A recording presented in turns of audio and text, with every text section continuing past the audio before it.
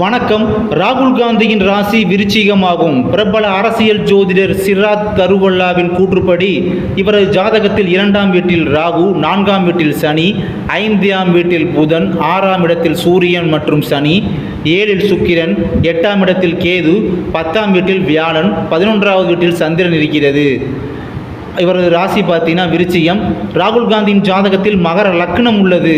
இதன் அதிபதி சனி ஆகும். சனி சக்தியின் காரணியாகும்.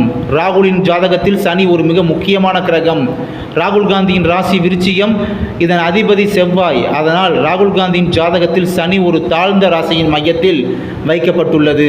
இதன் விளைவாக அவர் தனது வாழ்க்கையில் நிறைய போராட்டங்கள் மற்றும் கடின உழைப்புக்கு பிறகு மட்டுமே அவர் எதிர்பார்க்கும் வெற்றியை அடைய வாய்ப்புள்ளது. இங்கே சனியின் உயர் அம்சம் வேலைத்துறையில் உள்ளது. இது சுபமாக இருக்கிறது. அதேபோல ராகுல் காந்தியின் ஜாதகத்தில் கர்ம சேத்திரத்தின் காரணியான சுக்கிரன் ஸ்தரசேஷரத்தில் உள்ளது.